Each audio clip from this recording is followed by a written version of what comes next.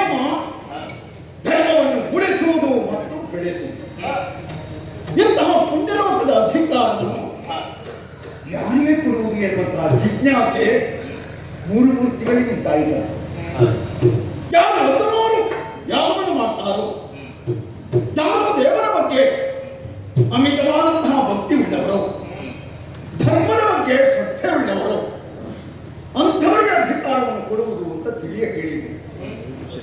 ಅದಿತಿ ದೇವಿಯ ಮಗನಾದಂತಹ ನಾನು ಈ ಸುದ್ದಿಯನ್ನು ಕೇಳಿದೆ. ಮೇಘವಂತ ಪರ್ವತವನ್ನು ಸೇರಿ ತ್ಯಾಗಭೂಯಿಷ್ಠವಾದಂತಹ 100 ಯಾಗವನ್ನು ಮಾಡಿದೆ. ಗುರುಮೂರ್ತಿಗಳ ಮನಸ್ಸನ್ನು ಮೆಚ್ಚಿಸಿದೆ. ಅವರು ಉಳಿದುಕೊಟ್ಟಿರುವಂತಹ ಪದವಿ ಪೂರ್ವ ಪುಣ್ಯಾನ ಹೀಗೆ ತಿಳಿದುಕೊಂಡು ಹೇಳಿದ್ದಾರೆ. ಅಧಿಕಾರ ಬೇಕು ಅಂತ ಆಸೆ ಪಡುವವರು ಬಹಳಷ್ಟು ಮಂದಿ ಇರಬಹುದು, ಆದರೆ ಎಲ್ಲರಿಗೂ ಅದು ಸಿಗುವುದಿಲ್ಲ. ಯೋಗ ಮತ್ತು ಭಾಗ್ಯ ಒಬ್ಬ ವ್ಯಕ್ತಿಯನ್ನು ಅಪರೂಪವಾಗಿ ಸೇರುವುದು. ಯೋಗ ಅಂದರೆ ಒಂದನ್ನು ಇನ್ನೊಂದು ಸೇರುವುದು, ಭಾಗ್ಯ ಅಂದರೆ ಸುಖವನ್ನು ಅನುಭವಿಸುವುದು. ಒಂದು ಇದ್ದರೆ ಒಂದಿಲ್ಲ. ಆದರೆ ದೇವೇಂದ್ರನಾದಂತಹ ನನಗೆ ಯೋಗವೂ ಇದೆ, ಅನುಭವಿಸುವಂತಹ ಭಾಗ್ಯವೂ ಇದೆ. ನಿಜ.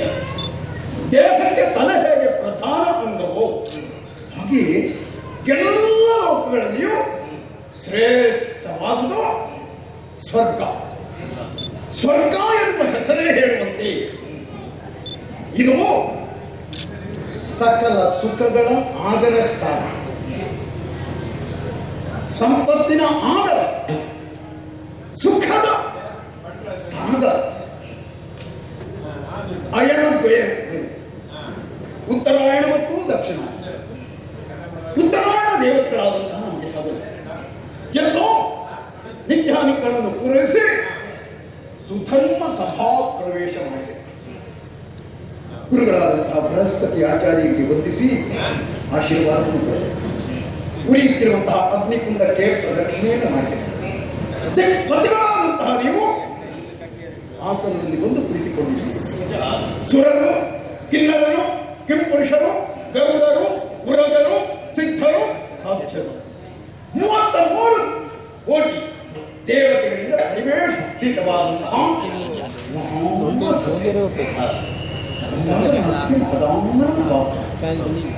ಸಭೆಯಲ್ಲಿ ನಡೆಯವಾದಂತಹ ಕಾರ್ಯಕ್ರಮ, ಅದಕ್ಕೆ ಬಹಳಷ್ಟು ಆದ್ಯತೆಯನ್ನು ನಾವು ಕೊಟ್ಟಿದ್ದೇವೆ. ರಂಭಾದಿ ತರುಣಿಯರು ನೃತ್ಯವನ್ನು ಮಾಡಿದರು. ಹಾಗೆ ಚಿತ್ರಸೇನನ ವೀಣಾಗಾನ ಹಾಡು ಇವುಗಳನ್ನು ನೋಡಿ ಕೇಳಿ ಆನಂದವಾಯಿತು.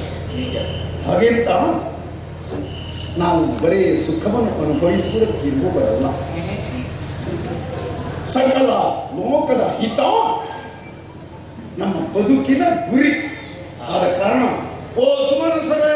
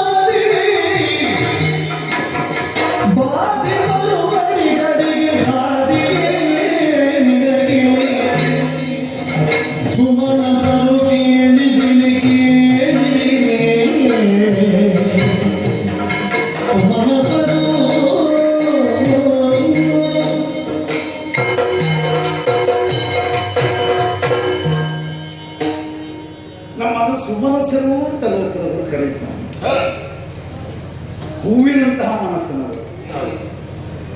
ಯಾವುದೇ ಕಾರಣಕ್ಕಾಗಲಿ ಇತರರಿಗೆ ಕೇಳಲು ಬಯಸುವುದು ನಾವು. ಎಲ್ಲರೂ ಚೆನ್ನಾಗಿರಬೇಕು ಎನ್ನುವಂತಹ ಶುಭ ಕಾಮನೆಯನ್ನು ಹೊಂದಿದೆ. ಹಾಗೆ ಅಂತ ನನಗೆ ಗೀರ್ಮಾಣ ಎನ್ನುವಂತಹ ಹೆಸರಿದೆ. ಬಾಣಮಾಗಿ ಬಿಲ್ಲವ ನೀನು ಸತ್ತ ಹೇಳಿದ್ರೆ ಆ ಕ್ಷಣವನ್ನು ಸತ್ತು ಹೋಗ. ಆದರೆ ಅದಕ್ಕೆ ನಾನು ಮನ ಮಾಡುವುದಿಲ್ಲ. ನಾನು ಹೂವಿನಂತ ಮನಸ್ಸಿನ ಸುಮಾರು ಸರಿ ಈ ಸಂಪತ್ತು ನಮಗೆ ಹೇಗೆ ಲಭಿಸಿತು? ಬರೇ ದೇಹ ಬಲದಿಂದ ಸ್ವರ್ಗ ಪ್ರಾಪ್ತವಾಗುವುದಿಲ್ಲ. ಮನಸ್ಸು ಹಾಲಿನಂತೆ ಶುಭ್ರವಾಗಿರಬೇಕು, ಶುದ್ಧವಾಗಿರಬೇಕು. ದೇವರನ್ನು ಸದಾ ಮೆಚ್ಚಿಸುವಂತಹ ಪುಣ್ಯ ಕರ್ಮದಲ್ಲಿ ನಿರತನಾಗಿರುವ ಲೋಕಹಿತಕಾಯಕವಾದಂತಹ ಕಾರ್ಯವನ್ನು ಯಾವನು ಮಾಡ್ತಾನೋ ಅಂತಹ ಒಬ್ಬನಿಷ್ಠ ಮಾತ್ರ ಸ್ವರ್ಗ ಸಿಗ್ತದೆ. ದಾನ ಧರ್ಮ ಪರೋಪಕಾರ ಮೊದಲಾದಂತಹ ಸತ್ಕರ್ಮ ಮಾಡಿದವ ಸ್ವರ್ಗವನ್ನು ಸೇರಬಹುದಾಗಿದೆ. ಪಾಪಕರ್ಮದಲ್ಲಿ ನಿರತನಾದವ ನರಕಲೋಕವನ್ನೇ ಸೇರಿ ಪದ್ಮನಾಭನ ದಯದಿಂದ ಅಮಿತ ಸುಖ ನಮಗೆ ಒದಗಿ ಬಂದಿದೆ. ಯಾವುದೇ ಲೋಕದಲ್ಲಿ ಇಲ್ಲದೆ ಇರುವಂತಹ ವಿಶೇಷವಾದಂತಹ ಅದ್ಭುತವಾದ ಅಮೋಘವಾದಂತಹ ವಸ್ತುಗಳು ಈ ಸ್ವರ್ಲೋಕದಲ್ಲಿ ಇದೆ. ನಡೆದಾಡುವಂತಹ ಅಂಗಣದ ಕಲ್ಲು ಪರುಷ ಕಬ್ಬಿಣಕ್ಕೆ ಹೀಗೆ ತಾಗಿದ್ರೆ ಸಾಕು, ಆ ಕಬ್ಬಿಣ ಬಂಗಾರಗಳು. ನಾವು ವಿಹರಿಸುವಂತಹದ್ದು ನಂದನ, ಕಾಣಿಸಿದನ್ನು ಕೊಡುವಂತಹ ಕಾಮ. ಯಾವುದು ಬೇಕು ಅಂತ ಕಲ್ಪವೃಕ್ಷದ ಅಡಿಯಲ್ಲಿ ನಿಂತು ನಾವು ಆಸೆ ಪಡ್ತೇವೋ ಅದನ್ನು ಪಡೆಯುವುದಕ್ಕೆ ಸಾಧ್ಯ ಇದೆ. ಕಾಮಧೇನುವಿನ ಮಧುರ ದುಡ್ಡ ಅದನ್ನು ನಾವು ಪಡೆಯುತ್ತಾ ಇದ್ದೇವೆ. ನಾವು ಹೇಳುತ್ತಿರುವಂತಹ ಐರಾವತ ಸಂಕಲ್ಪ ಮಾಡಿದವರಿಗೆ ಹೋಗಬಹುದು. ಹಾಗೆಯೇ ಕುದುರೆ ಉಚ್ಚೈಷವಸ್ಸು ಅದು ಹಾಗೆ ಬೆನ್ನ ಮೇಲೆ ಕುಳಿತರೆ ಸಾಕು, ಇಂಥ ಕಡೆಗೆ ಹೋಗಬೇಕು, ಇಂಥಲ್ಲಿ ನಾನು ಇಳಿಬೇಕು ಅಂತ ಸಂಕಲ್ಪ ಮಾಡಿದರೆ ಹೋಗುವುದಕ್ಕೆ ಸಾಧ್ಯ. ಅಂತಹ ಅಮಿತ ಸುಖ ಸುವಸ್ತುಗಳು ನಮ್ಮ ಈ ದೇವಲೋಕದಲ್ಲಿ. ಆದರೆ ಅದನ್ನು ಪಡೆಯಬೇಕು ಎನ್ನುವಂತಹ ದುರ್ಬುದ್ಧಿ ಮನಸ್ಸಿನವರು ಇದ್ದಾರೆ. ಮತ್ಯಾರೂ ಅಲ್ಲ, ನಮ್ಮ ದೊಡ್ಡಮ್ಮನ ಮಕ್ಕಳು ದಾಯಾದ್ಯ ಮತ್ಸರ. ಚಿಕ್ಕಮ್ಮನ ಮಕ್ಕಳು ಮೇಲೆ ಹೋಗ್ತಾರೆ, ದೊಡ್ಡಮ್ಮನ ಮಕ್ಕಳು ನಾವು ಕೆಳಗೆ. ಇದು ಸರಿಯಾದ ಸ್ವರ್ಗವೇ ಸ್ವರ್ಗವೇ ಎನ್ನುವಂತಹ ಬಯಕೆಯುಳ್ಳದಾಗಿ ಮತ್ಸರ ಬುದ್ಧಿಯಿಂದ ಕೂಡಿದಂತಹ ದುಷ್ಟ ದೈತ್ಯರು, ರಾಕ್ಷಸರು, ಪ್ರಾಣಿಗಳು ಬಹಳಷ್ಟು ಸಲ ಇಲ್ಲಿಗೆಲ್ಲ ಇಟ್ಟಿದ್ದಾರೆ.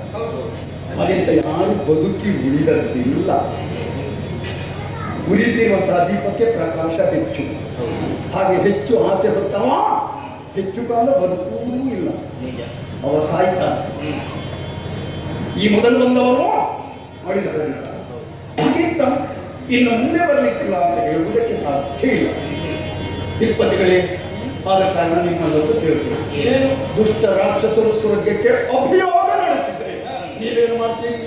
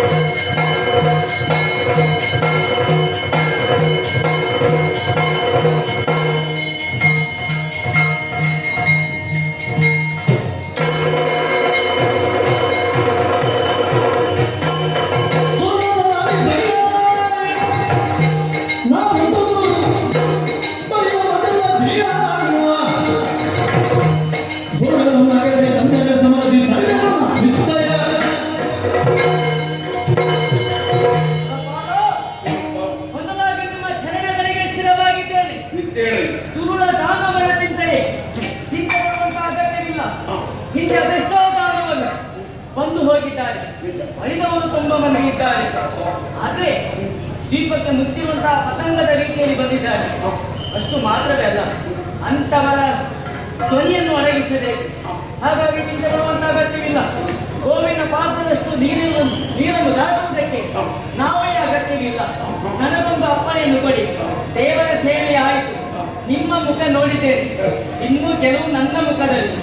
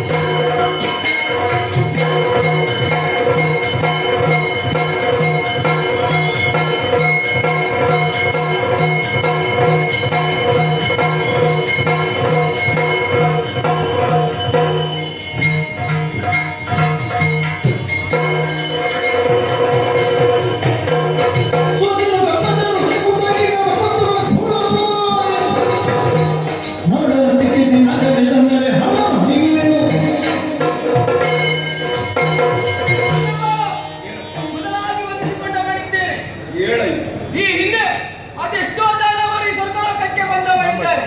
ಅವರೆಲ್ಲರನ್ನು ಮೂರು ಮೂರ್ತಿಗಳ ಅನುಗ್ರಹದಿಂದ ಒಂದು ಕಳೆದವರು ನಾವಿದ್ದೇವೆ. ಇನ್ನು ಮುಂದೆ ಆ ದಾನವರು ಬಂದು ನೀವು ಚಿಂತಬೇಕಾದಂತಹ ಅಗತ್ಯವಿಲ್ಲ. ವಾಯುವಾದಂತಹ ನಾನಿದ್ದೇನೆ, ನನಗೊಂದು ಅರಮನೆ ಕೊಟ್ಟರೆ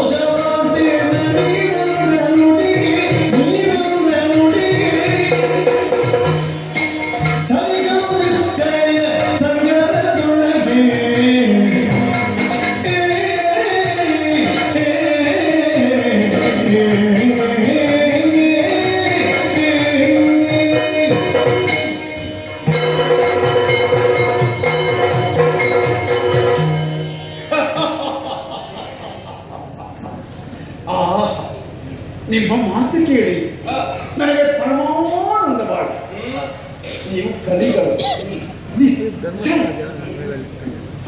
ಮುಳ್ಳುಳರ ಭಯ ನನಗೆ ಎಳ್ಳಿಳಿತೂ ಇಲ್ಲ.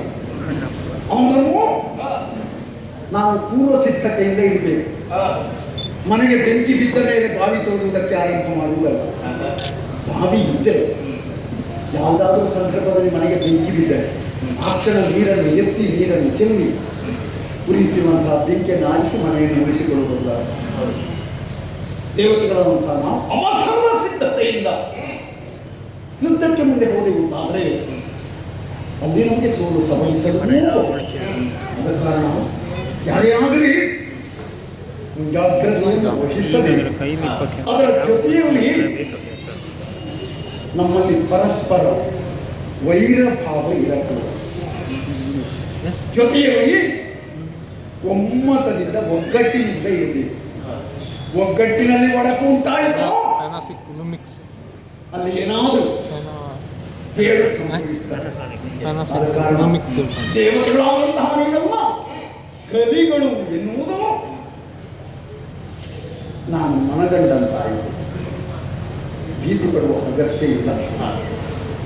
ಎಲ್ಲರೂ ಎಲ್ಲ ಲೋಕದಲ್ಲಿಯೂ ಚೆನ್ನಾಗಿದ್ದಾರೆ ಎನ್ನುವಂತಹ ಸುದ್ದಿಯನ್ನು ಕೇಳಿಯೂ ನನ್ನ ಮನಸ್ಸಿಗೆ ಹಿತವಾಯಿತು. ಆದ ಕಾರಣ ಎಲ್ಲರೂ ನಿಮ್ಮ ನಿಮ್ಮ ಯಥಾಸ್ಥಾನವನ್ನು ಸೇರಿಕೊಳ್ಳಿ. ನಾಳೆ ಇದೇ ಹೊತ್ತು ಇದೇ ಸ್ಥಳದಲ್ಲಿ ನಾವೆಲ್ಲರೂ ಒಟ್ಟಾಗಿ